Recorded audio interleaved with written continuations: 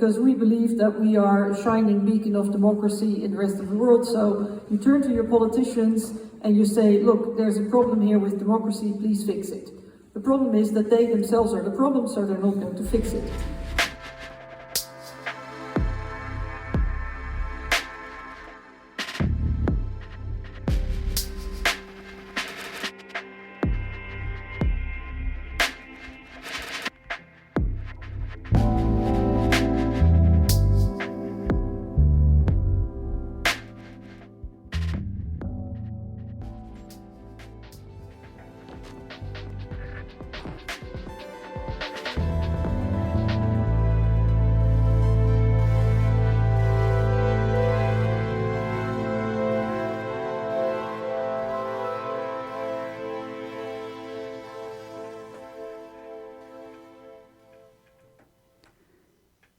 Hello, and welcome back to Radio Against Repression.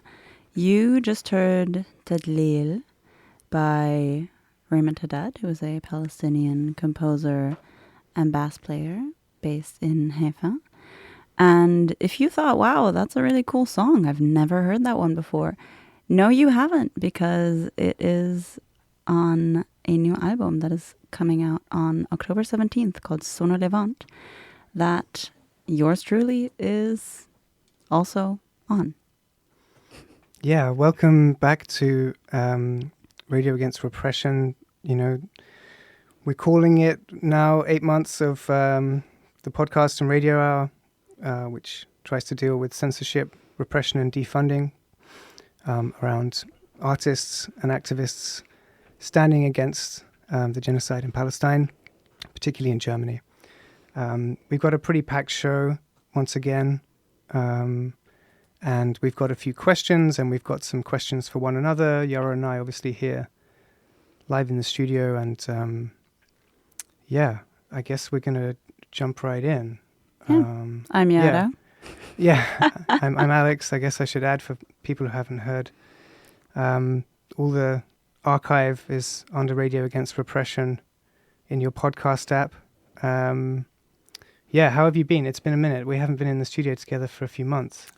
Yeah, we haven't, because there's been some traveling involved. You did that amazing episode on the Indonesian hospital in Gaza. With Erwin. Mm-hmm. Thank you. Yeah, appreciate. And of course, there was the camp took up a huge amount of everyone's kind of love and energy and frustration. I think it's fair to say. So we've still got a bunch of shows left this year.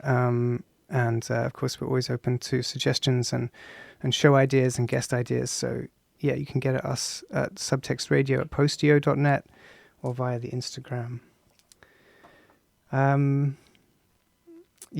I guess the way we're kind of structuring this a bit is like we do have some questions, and that's going to lead us into some of the material that we've also been sort of putting together and throwing back and forth. I don't know. Should you want to go with the first question, or should I? Or I don't mind. I'll read it. Okay. So we're doing a Q&A today. And our first question is from someone who describes themselves as a mild-mannered librarian. And they ask, how can we even begin to document this period in history when every event, every post, every comment, and every sideline of conversation all equally lay claim to our moment? Who keeps the fractal archive? Wow. I guess many people have been mild-mannered librarians, like David Foster Wallace, for one, I'm thinking of. But this is like a very big question. I guess it touches upon some of the stuff that we're interested in around surveillance, and maybe on a more, like on our side of the mirror rather than like their side of the mirror, which I guess is a two-way mirror. We see ourselves on social media. We see ourselves like the eye is wandering around online somewhere, and then in the meantime, the archive is being kept behind the other side of the mirror. I think it's a double-edged question, no? Because as a movement, referring to the Palestine movement, I think we need to be very vigilant about keeping an archive. I have a friend who works a bit in archives and was doing some research this fall in archives of queer movements in the 80s on Turtle Island, what most people will call the US. And this friend was telling me, like, hey, you have to archive your stuff, like actually proactively do that, because otherwise in 20 years and 30 years and 40 years, we don't know what you've been doing. You have to proactively write this stuff down and keep this stuff, because it'll be gone. Yeah, exactly. And that's the feeling I get with this. Like the idea of it being a fractal thing inherently feels like it's fragile, and that it's like also something that can be lost. Yeah. I mean, think about even the difference between, because we do get used to repression and we get used to violence shockingly fast. And I remember back during COVID times, I wrote a diary for a medical anthropology journal. And so I kept the daily diary during the first lockdown. And then in the summer of 2020, so after lockdown was lifted, there was this wave of romanticization a bit about the first lockdown. I was also thinking like, oh yeah, it wasn't that bad. It was kind of fine. Like it wasn't fun, but it was okay. And then I went back to edit this diary for publication. And I looked at what I'd written. I was like, oh no, it was not fine. I was not fine. I was miserable. I was not. And that was the first year. Yes, but I'd forgotten. Yeah. I'd whitewashed my own memory of my own experience. And you know, we're coming up on 2 years of genocide, and I remember how much less police violence there was in October 2023. Really? Yeah. Huh. And people now have gotten so used to police breaking protesters' bones and just punching wildly into the crowd and doing mass arrests. This was not normal even 2 years ago. Yeah. We really need to keep these archives because we forget. Yeah. Yeah, and of course we have this show coming up later in the year on the report about repression in Germany. That's going to really get into a deep dive into that. It's going to be in December. December, I'm very proud to be hosting anything as kind of thorough as that, because I've already read quite a lot of it. But I guess so it's on the one hand, you know, I'm just thinking about the difference between like the queer and civil rights movements in the 70s and the 80s, and now being that in those days, it was possible to be anonymous, right? I mean, in the US, you could still actually go from state to state with a driving license without a picture on it. And now, not so much. Yeah, now we're looking at the other side of the mirror when it comes to archiving, which is state surveillance, I guess. And that obviously has increased massively. And I'd like to talk a little bit, or ask you a little bit, I guess, because you know more about this thing that has been cropping up somewhat, but I feel like hasn't gotten quite the attention it deserves, which is chat control. Right, yeah. What's chat control, Alex? It's scary. It's big bad. Yeah, it's big. It's I mean, there's nothing good about it. There's actually so many things which are hard to articulate, and so we do have this little clip which we'll play just in a minute, but just the fact that this can get this close to passing. Like, it only requires one more vote from a European nation state to make it to the next round of voting, right? And we're talking about the complete penetration of all social media websites and messaging services by the state that basically puts in like a piece of software that monitors everything under the guise of protecting children, because, you know, that's the only way to protect children, right? You can't actually go after the people who are publicly, clearly offending and abusing children. You have to survey everything to get that. And just like that logic is so flawed. And so the ulterior motives of, like, you know, complete control, because surveillance is all about power. It's all about having something that you can hold over someone else. And because the technology reaches so far into our personal lives, that will always be the case. Yeah, so chat control is a piece of technology that's currently at the EU level being voted on. And we'll have a video, I guess for you, an audio explainer. Yeah, well, in just a second. As well. Yeah. But yeah, it's under this guise of protecting children, which is a great way to justify fascism. And Taylor Lawrence actually is a journalist who writes on digital media, has a lot of great explainers about why this idea of protecting children it's a misnomer. That's not what it's for. It's a tool for mass surveillance. So should we look at how it actually works. Yeah, 100%. This is the official Stop Scanning Me video. So yeah, appreciate to Chaos Lab that sent us this. In the European Union, there's a law being negotiated that takes a dangerous turn in the trade-off between safety and freedom. The defined goal is positive. Children should be better protected against abuse. But the law would have the side effect of creating an extremely far-reaching surveillance infrastructure that has the potential to monitor us all everywhere all the time, because it would be based on our own devices. It's supposed to work like this. Providers of apps and platforms for communication would be required to include an official monitoring function. Images would be checked against a secret database, chat messages or comments on social media would be scanned for suspicious patterns, and for this to work, of course, the encryption of these messages would then have to be bypassed. This would be monitored by a central office which would also decide how and which content and according to what criteria searches should be carried out. If something suspicious was found, the provider would have to report the discovery to the authorities. We could now go into great detail about how disproportionate it would be to have a central institution that monitors the devices of potentially everyone in the EU, even without suspicion. About what consequences there would be if this system were tampered with or hacked, or what this proposal would mean for where a business can be established and located if all trade secrets could be scanned or leaked. We could also go into detail about the dangers of this system being expanded in the future and also used for prosecuting drug offences, suspected terrorism, or disturbing the public peace. And what it means for our democracy if the chilling effect were casting a large shadow over our society through undermined encryption, the loss of trusted communication, and the absence of privacy. But all of this is about protecting our children, and the question is whether there aren't other ways to better protect children from abuse. So let's hear from those who have expertise and experience in the matter. Some child protection associations point out that encrypted communication in the most widespread apps hardly plays a role in this field because the perpetrators usually use other channels to exchange material. In Germany, about half of the reports are against children and adolescents themselves, even though they've consented to legally exchange their own intimate images. This is a problematic effect that could be rapidly exacerbated by chat control, as the planned system focuses on channels that are frequently used by children and young people in particular.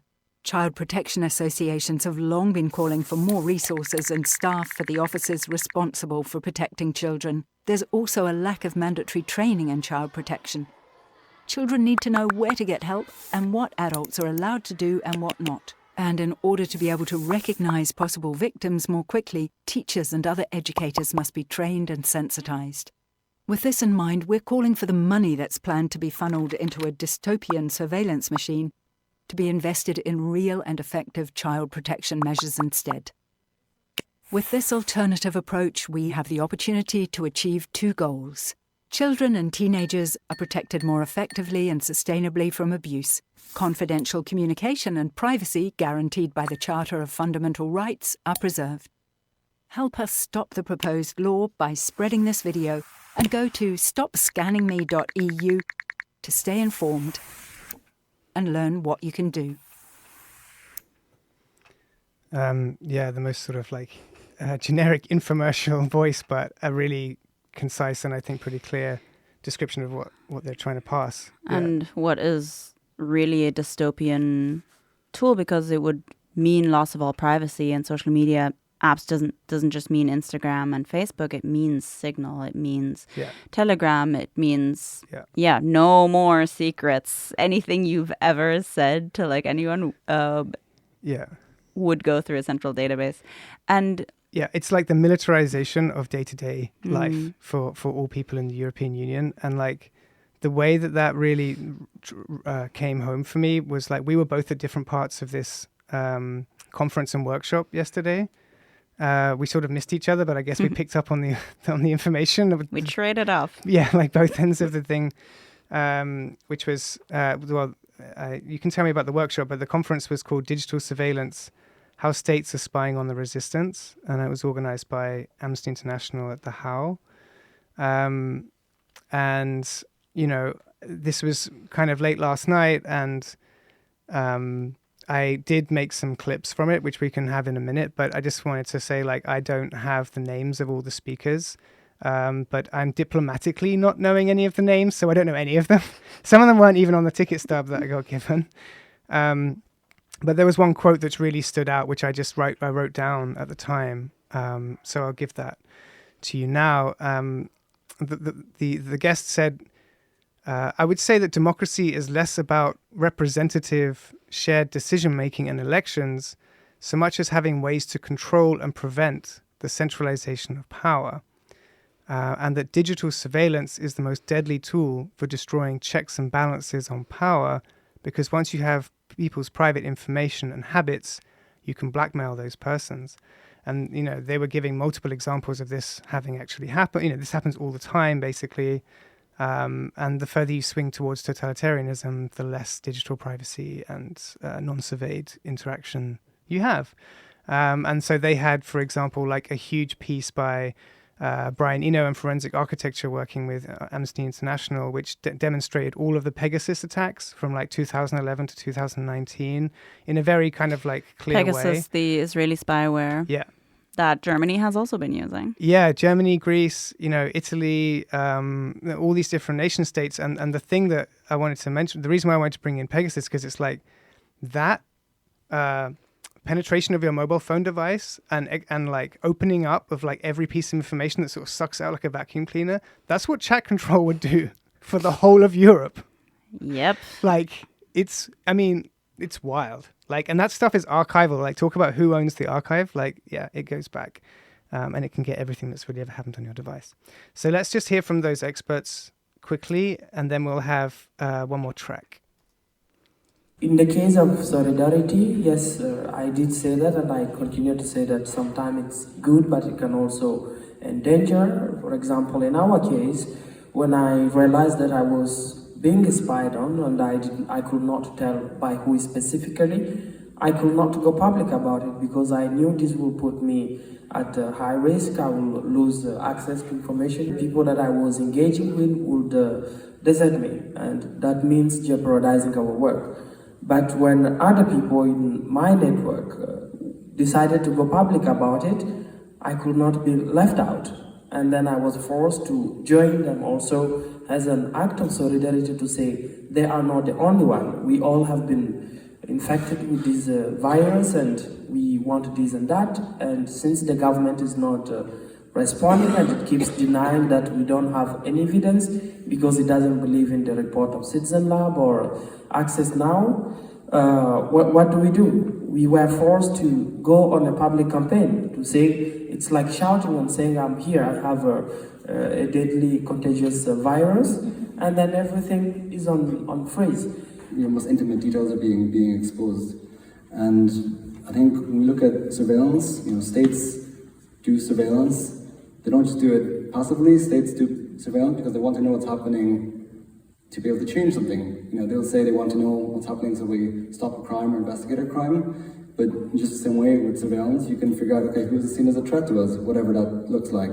If that's a journalist who might want to expose us, if that's an activist who's organizing protests. So if a journalist does an investigation, for example, related to Secret Service, it is absolutely possible that they are surveilled and nobody even tells them that they are surveilled. So if they are surveilled by police, at least they need to be aware, they need to be told. That's a legal provision in Germany. If you are surveilled, if some spyware is introduced in your phone by police, if you're a journalist, they need to at least to inform you. I mean, it's still horrible, but at least you know about it. If it's the Secret Service who does it, they don't even need to tell you because it's the Secret Service.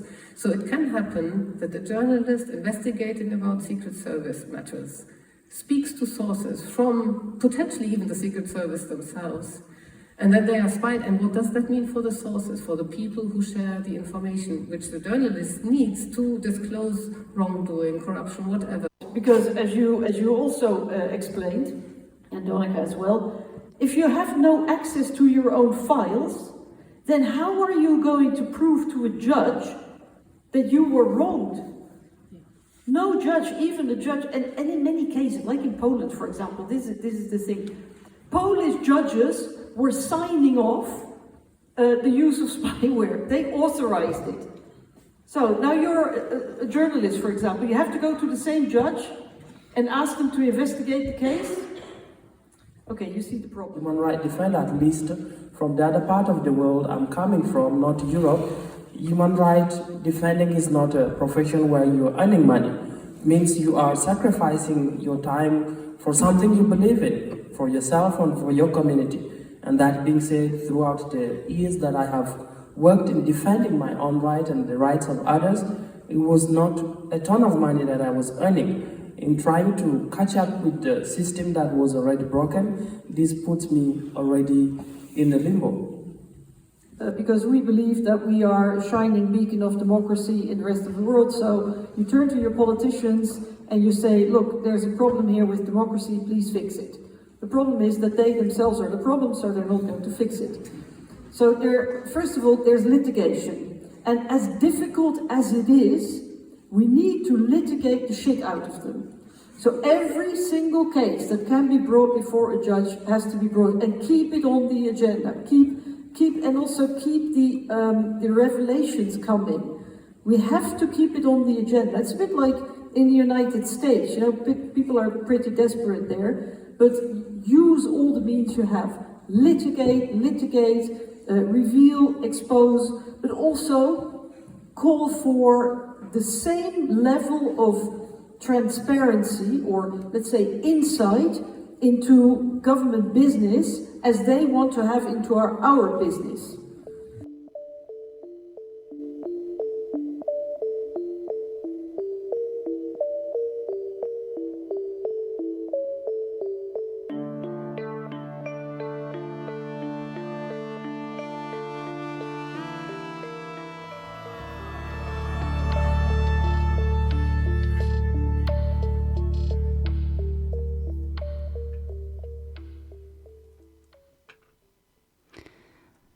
That track was Zaman by Abu Ghabi, who's a Palestinian singer based in Paris. And that is another track that will be out on Sonne Levant, the first sound compilation by Fake Lines Studio that you can follow under that name, fakelines.studio, on Instagram and on their website. And you can pre-order the album in vinyl and digital. Nice. Thank you for bringing that. It's such a strong album. I've been trying to listen to some of it today. Okay, so I have a question to throw in our Q&A session. Seems only fair, right? I've seen a bunch of stuff, but I haven't followed it, and I'm shamed. But I have noticed that there has been some controversy and cancellation around the Collecting Dreams Festival and Literature Festival, indeed. And I guess I'm just gonna ask you, like what the fuck is going on, man? It sounds like such a good idea. I mean, that's always a good question. So yeah, the Collecting Dreams Literature Festival. Oh boy, where do we start? It's a literature festival, a 3-day literature festival that was going into its 3rd edition this year. Main organizer is Kadir Özdemir, who is a amazing writer. And it takes place in Hanover, which is about 2 hours by the fast train, if the fast train runs fastly, west of Berlin. So it's pretty smack dab in the middle of Germany. And Collecting Dreams is the only post-migrant literature festival in all of Northern Europe. Wow. I think it might be the only one in Northern Europe. I say Northern Germany, sorry. Yeah, it feels like that sometimes. Yeah. Yeah, and Collecting Dreams, I was invited. I am a literature person when I'm not doing any of my many other things. 100%. And it happened from the 12th to the 14th of September, so 2 weeks ago. And basically, I arrived in Hanover and get a message that the city has canceled the funding for the festival. Like about 4 hours before opening. Unbelievable. And I show up to the venue and everyone is in disarray. So what had happened was that the day before the festival opened, a known right-wing propaganda blog called Mina Watch, which is run by, it's run from Austria, and its whole mission is to silence and smear Palestinian voices and voices in solidarity with Palestine, and to push Israeli propaganda. It's been doing this for years. It's been exposed in multiple, like if you look up their Wikipedia, you will already find like multiple articles being like, these people are not to be trusted. And they, the day before the festival opened, published a smear campaign accusing, obviously, Collecting Dreams of what is the favorite thing that they like to level at us? Yeah, historical revisionism. No, anti-Semitism. Yeah, obviously. Yeah. And for this, you should know that last year there was already a controversy around Collecting Dreams in a similar way. Yeah. Who was the headliner last year that was so hotly debated whether or not she was anti-Semitic? Deborah Feldman. Oh, yeah. Who is wow. famously Jewish.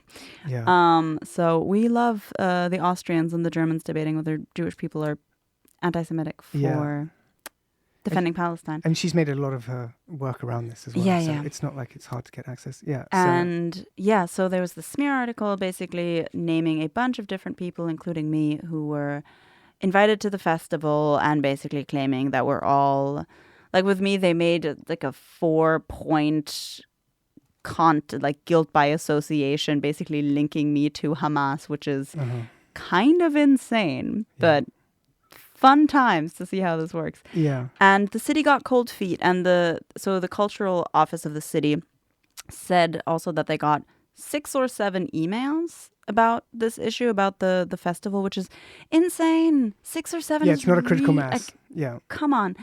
And they, in a panic, sort of demanded that the festival, within a very short period of time on opening day, provide a statement and like call them and have a long phone call. And the festival did, like the organizers wrote the statement. Again, it's your festival opening day. You have other stuff to do. And then the cultural office of the city demanded that Collecting Dreams disinvite Heba Jamal, who is a well-known and often smeared Palestinian journalist who was giving a workshop on, funnily enough, racism and Islamophobia, specifically against women, like specifically the narratives that the West uses to basically level Islamophobia for, like level feminism, instrumentalize feminism for Islamophobia. So we have to save the Muslim woman. And that the festival also disinvite a young Iraqi filmmaker who had an 11-minute short film about what Palestine means to you, asking some different people, all under the claim that like, we don't know if there will be anti-Semitism. And so the city pulled the funding because the festival refused to disinvite 2 of its artists. Yeah. And so day of the festival opening, most of the funding was just suddenly gone. And the festival proceeded as it would, just unperturbed, which I love. I see. I love that they didn't fold, that they just said like, no, you won't, we will not be pressured, we will not bow down. And they had already had to move locations 3 weeks prior because the previous location was also trying to pressure them to disinvite Heba Jamal. Yeah. So they're like, no, well, we'll just do it at a different location. And then they said like, well, okay, you cut our funding, we'll just do it without. And put up a fundraiser and actually got so it was 10K, 10,000 euros. They actually got that back within a relatively short amount of time. Okay, fantastic. And now they're in conversation with the city, whether the city will actually reinstate the funding because, there was some articles about it. Obviously, this kicked up a bit of a stir. Maybe more than 6 or 7 people then wrote an email being like, excuse you, how dare you do this very clear example of censorship, of politically motivated defunding.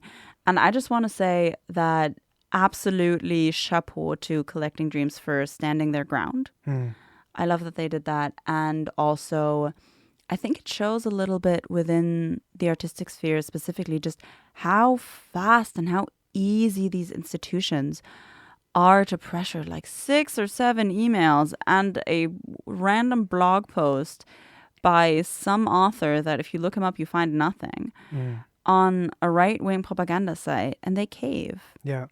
I mean, this kind of exploitation of the situation, the historical situation of Germany, do you think that's changing at all? Do you think that there are institutions who are kind of feeling like they can make their own minds up about this stuff now, or they have to constantly be at the whim of people who will target them?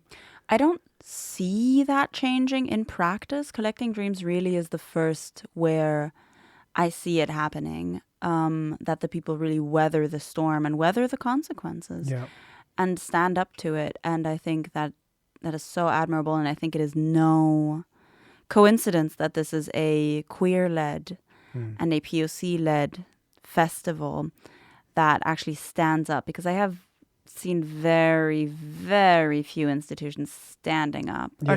I mean, not the institution caved. So the institution of the Cultural Office of Hannover caved, but the festival itself. The actual people, the living, breathing people that make it happen. Yeah, they stood up. I mean, there's a small correlation here, just to make it briefly, but like I was thinking earlier about the way in which shame is kind of weaponized, right? And you have this same thing with the chat control. There's like a great taboo and shame about, pedophilia in society. And so no one wants to talk about it. So if you just bring that up as the first thing in the legislature, then it can get as far as it's got. And it's with Germany, this shame of the Holocaust, obviously, is like, we've known this, we've talked about this now for 8 months, but it's a perfect way of making sure like things are as sort of tenuous as possible, and then bang, they're broken. Yeah, you really it's the right wing playing into putting progressive people on the defense, and basically painting us as quote unquote defending pedophilia or quote unquote defending anti-Semitism, when that's just not, like, they're lying to our faces. That's not what this is about. Yeah, I mean, it's that thing of projection, right? It's all accusations of projection, but it's also just this thing of the human thing of having a shadow, which we don't talk about, right? Like as humans, we don't often talk about it. But then, the people who are like being cast into the shadow, like people of color, queers and so forth. No, actually, fuck that. We stand up and we put the light on the shadow, and then we talk about it, and that's where these resistance movements come from, like Stonewall, etc., etc. The list is. And that's what we need so much more of in the arts and cultural scene. Exactly. Please stand up. You can just put up a fundraiser. You will get the money back. More and more, I think. Yeah. So I have a question for you now, which is one of our submitted questions from a father of 3 who is struggling with mental health. Aren't we all? Okay. He says, I have recently moved to Germany and organized my family's health insurance, but my own mental health is wearing thin. How can I most easily find therapy that my health insurance will help pay for? Oh, wow. I do love that we're taking on this like social register with the podcast radio now. Father of 3, it's a lot as well. Congratulations, I guess. Yeah, congratulations. Commiserations on moving to Germany, but hey, life takes you places you don't always expect. I guess the short answer is just that, as I recently found out, health insurance is notoriously difficult to get to pay for psychotherapy in Germany, and we could go on about how civil servants are actually shamed and dismissed for getting mental health care. But if you look at 116 117, you can either call it or you can go to the URL. Then that's going to have a list of all of the psychotherapists and services which your health insurance will pay for. Amazing. Yeah. So we have arrived at a point of another track, I believe.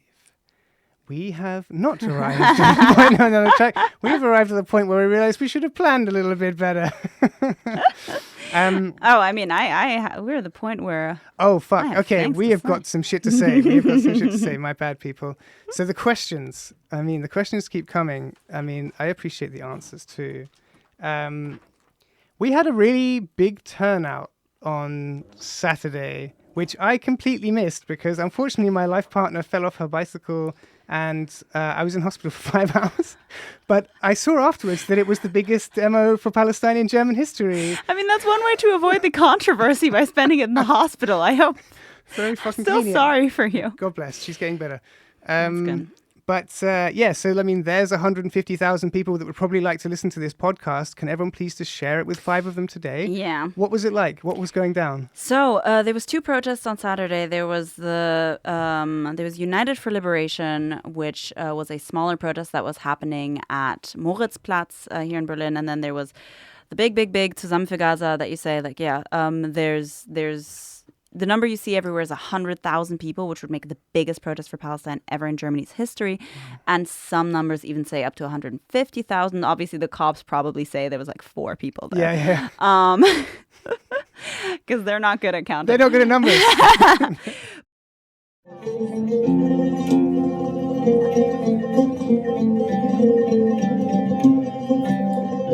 So this is the bit where we shamelessly ask you for your support.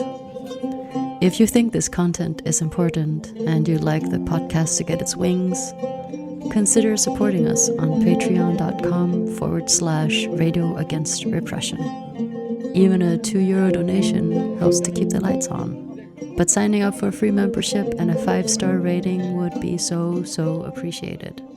There is no paywall, and there never will be.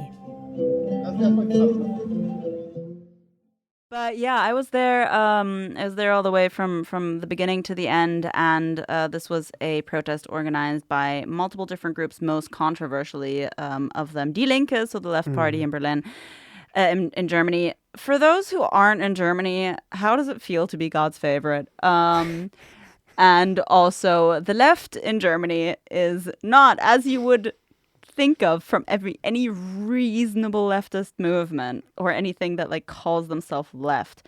They are not pro-Palestine. They are very, very Zionist. And many people have been working overtime very, very hard to get the left party to take a leftist position against genocide. And this protest, they finally managed. Finally. And there was a lot of controversy sort of beforehand. Like, well, what do you do now that you have a party that for 2 years has been supporting genocide, or at the very least has been silent on genocide? It was because of the left party that the silencing resolution on arts and culture got passed, because the left didn't vote against, they just abstained. And yeah, so these people have blood on their hands. But they are also coming around to, hey, maybe we should do something against the bloodshed. And personally, I like to approach things with strategy over purity. And what the Palestine movement has been desperately trying to do is to shift public opinion. And I understand that there's a lot of anger and honestly even disgust towards, people who have been ignoring a live stream genocide for 2 years. But and repression for much longer. And repression and like all the violence. Like, it's not even the genocide. It's even like, we are getting beaten up on the streets and they just don't care. And at the same time, if we want to shift public opinion, we have to allow people to change their opinion. And it was a really big demo. I went with my favorite sign. That is Israel has the right to go fuck itself. And I think it was Germans are very obedient. No, like that's a big thing in Germany, is the German obedience. And I've always felt that Germans need permission from some authority figure to be allowed to speak their mind or do something that... This is what we're doing now. Yeah. And now they have gotten permission by some people with more power than them, even if it's just like some people from the left, to say, hey, maybe the genocide is actually bad, which is very fucked that they need that permission. It's but ironic, now they have really. that. So I really, really hope that this is a breaking moment. There was also a large protest in Düsseldorf simultaneously. I really hope this is a breaking moment. And for all of the people who joined on Saturday, for who that was the first protest, great first step, but it is only a first step and you have so much more to do. And let's please do it, because ending a genocide is going to take a lot more work than coming to one protest. Yeah, that's fascinating to hear, because I know that you're abreast of a lot of these different discourses, and there's certainly many ways in which emotions and tempers can be sort of frayed and it can get personal. I wasn't sure I was going to take a reading of the day from there. I mean, it felt weird, like seeing footage of the concert, and like no one was like dancing or singing. And then I thought, oh well, yeah, like why would you dance and sing at the same? But then I'm like, in cultures where you actually deal with your grief, actually you do dance and sing at the concert. It's just that you actually grieve as well. You know, it's not like anyway. But I think that yes, if you put so much energy into trying to get people to come round to your position, if they do actually come round, you kind of have to take that as a win.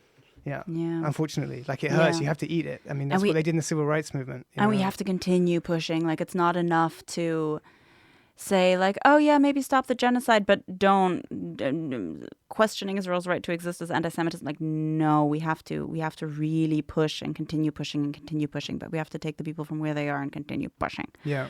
And where was the violence on Saturday? The violence was at Moritzplatz. So the smaller demo, United for Liberation, had a more radical political position, and there was about 4,000 people there, and the police did their usual spiel and punched and pummeled and just really brutalized protesters there. So that also happened.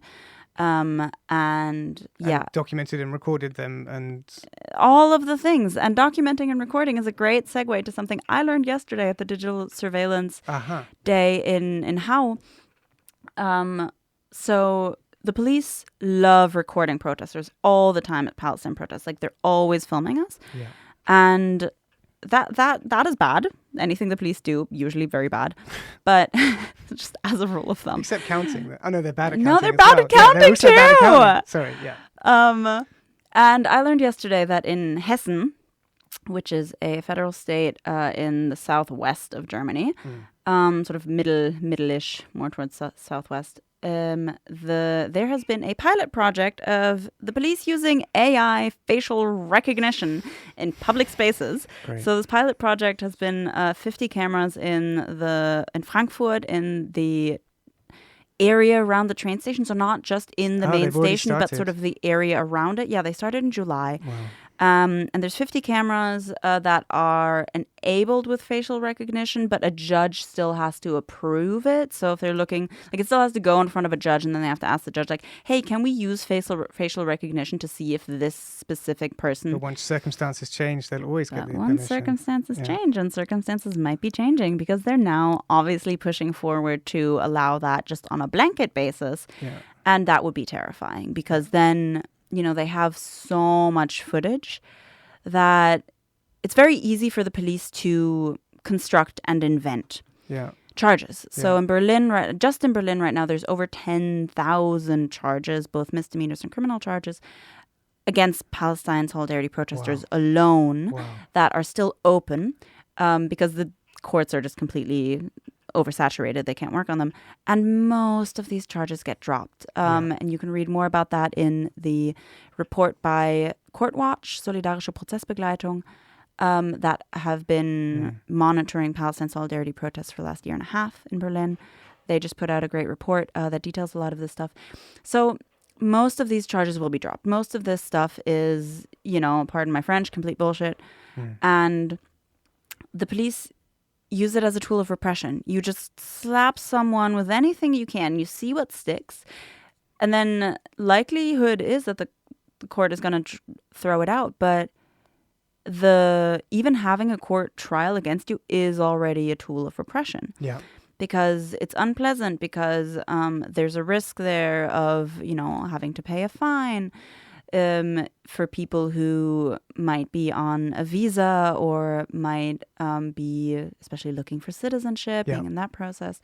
It's really bad. And it's insane to me that this pilot project of the facial recognition is being done in Hessen of all places. So for people who don't know Germany, Hessen, even by German standards, has famously right-wing police. Hessen is the state where the terror attacks of Hanau happened. Was on the 19th of February 2020. A racist white supremacist who was known to police. Yeah. He was known.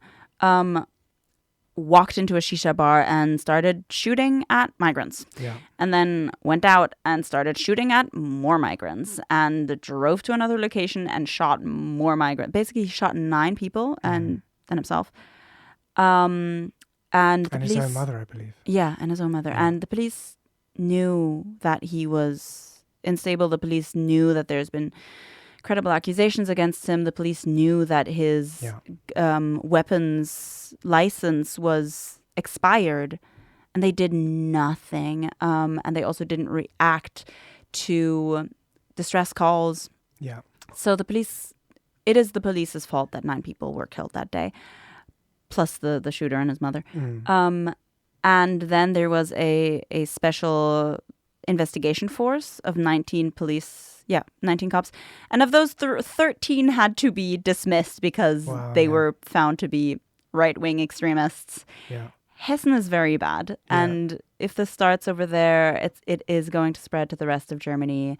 So if you're in Hessen, or if this is a thing that really at the moment just needs awareness and then a lot of campaigning against it, because if this practice takes hold, right? Bad times. Yeah. Okay, we're going to have one more song from this amazing unreleased album, and then we're going to look at some of the things that you can do to push back against this kind of shit. Yes. Okay.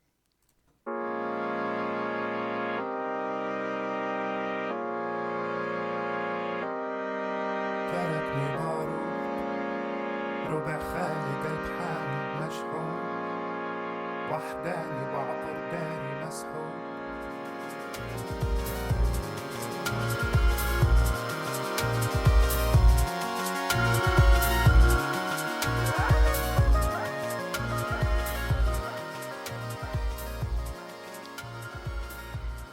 Biban by El Morabba.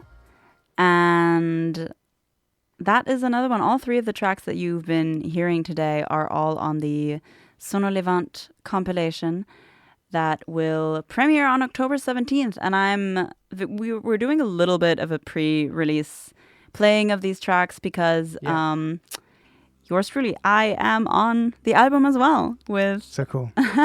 Yes, I was very flattered when I was asked if I want to submit something. Yeah. Because they have very few. It's amazing. They have 30-something tracks, maybe over 40, and there's only a handful of poets. So a poetry piece of mine is going to be in there. It's called Krank. I've performed it a couple of times, and you can pre-order the vinyl and also the digital download record on the website and on the Bandcamp, and that is both fakelines.studio, and that is also their Instagram handle. So go follow them. It's really just the most amazing music. Yeah.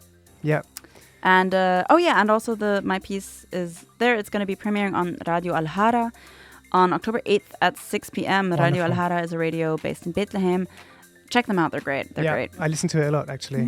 It's been keeping me going. Yeah. It's awesome. Okay, I guess we are closing in on the last few minutes. Thank you again for joining us. We have, of course, some more announcements from the community, from the overall scene. I guess we wanted to point towards this kind of proposed new repression laws from the CSU, which just chimes like a bell with the education resolution which came in, which is where we started this podcast, because they want to have anti-Semitism officers appointed by the police. They want to have a full penetration of society, anything that in any way speaks of a boycott, especially against Israel, in the universities or cultural sector is going to be stamped down. So we're still facing this stuff. It's still out there. It's, of course, they're desperate, scrabbling for legitimacy, in my opinion, but by silencing, consequences. No? That's really what they're doing. Just more laws. So don't speak. We'll make it illegal. Yeah. Then we have a lot going on, as always, at 90mil. They have a new art school. Check out the schedule of their events. That's radio.90mil, just mil.berlin. They're great. And one final thing is that I'm giving a tour this Friday, Tag der Deutsches Einheit, Friday the 3rd, It's going to be a energy flows, power and politics along the Berlin-Spandau shipping canal tour. It's going to take about an hour and a half. I've been researching it with Anna Kostreva, and we're presenting as Plural Studio. It's going to be, quote unquote, a blast. There's a lot of information. There's a lot of stuff I had no idea was why I'm living around this stuff in my environment. But yeah, it's really interesting. It's going to meet at 2 p.m. on the Westhafen S-Bahn, at the opposite end from the U-Bahn, so like the west end. It's by donation, but if you don't have a donation in your pocket, it's all good. Like, I'd rather see you there. We've still got a bunch of spots for the Friday. And if you want to sign up and jump in, that's also helpful for us. plural-studio.net/tour. I'll be there. Yeah, okay, awesome. That's great. And yeah, I also have some announcements for myself. I'm going on a couple of smaller tours. I'm going to be in Leipzig this Saturday, the 4th of October. Oh God, we're already in October. 4th of October. To speak on a panel about repression with Ramses Kelani and some other amazing activists and political actors. It is organized by Mera25. I currently have forgotten where it is, but you can find it on my Instagram, which is Jara macht Sachen. And if you look up Mera25 in Leipzig, you will also find it. And then 2 weeks after, I'm going to Switzerland. Oh, very fancy. I'm being fancy. I have a reading and discussion two in Zurich and one in Bern. I have a busy weekend on the 17th, 18th, and 19th of October, and we will be reading from a new book that has been given out by Kollektiv Deutschheit, which is a Jewish Bundist organization that is on what they call the German playbook. So the ways and methods how Germany silences dissent around Palestine. So catch me in Leipzig and or Switzerland. Wow. Wow, so much to look forward to. And, you know, it's been a packed show. We just got to say thanks and look after yourselves right now. And all eyes on the flotilla, because they are set to approach Gaza very, very soon. Full solidarity and free Palestine. Free Palestine.